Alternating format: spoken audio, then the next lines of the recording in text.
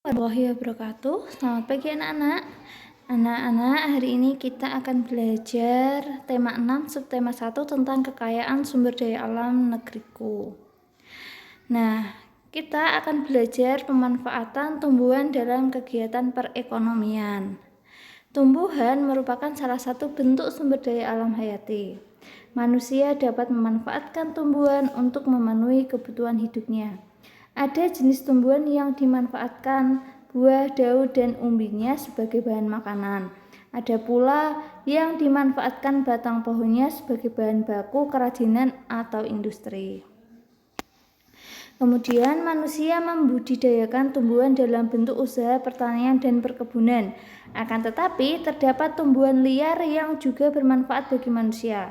Contohnya alang-alang yang tumbuh di sekitar rumah atau pinggir jalan. Akar alang-alang dikenal sebagai obat tradisional yang dapat menyembuhkan berbagai macam penyakit.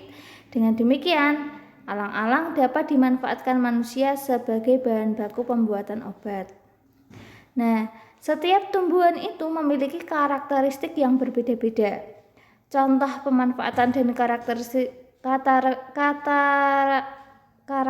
tempat hidup tumbuhan, contohnya ada padi.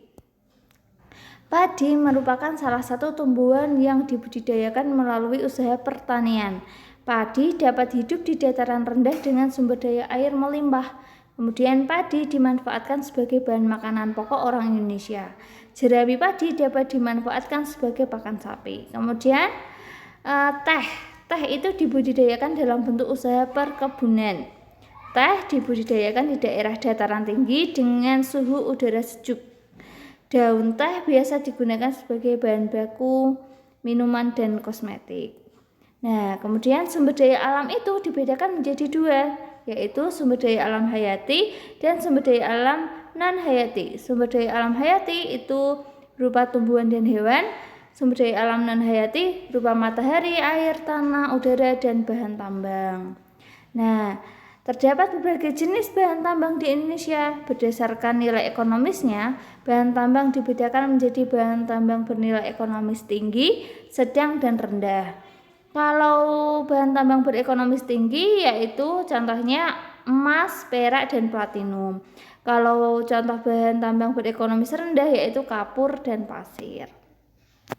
Contoh pemanfaatan dan persebaran bahan tambang di Indonesia.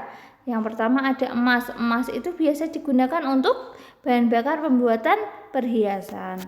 Yang kedua, batu bara digunakan sebagai bahan bakar zat pewarna dan campuran dalam industri pupuk. Batu bara juga digunakan sebagai bahan bakar pada pembangkit listrik tenaga uap atau PLTU. Kemudian ada belerang. Belerang diolah dan dimanfaatkan dalam industri pembuatan pupuk, cat, kosmetik, dan korek api. Nah, itu adalah kekayaan sumber daya alam di Indonesia. Nah, untuk bahan evaluasi silakan anak-anak mengerjakan soal yang ada di Google Form. Terima kasih. Assalamualaikum warahmatullahi wabarakatuh.